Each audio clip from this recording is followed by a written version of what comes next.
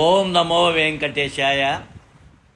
Lok Sabha speaker Shri Om Birla, Rajya Sabha deputy chairman Shri Harivansh Narayan సింగ్లు ఆదివారం ఉదయం తిరుమల శ్రీవారిని దర్శించుకున్నారు.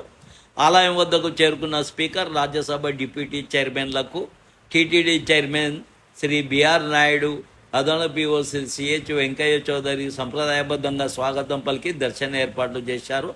వీరు ముందుగా ధ్వజస్తంభానికి నమస్కరించి ఆ తర్వాత మూలమూర్తి దర్శనం చేసుకున్నారు. దర్శనానంతరం రంగనాయక మండపంలో వేద పండితులు వేద ఆశీర్వచనం చేశారు.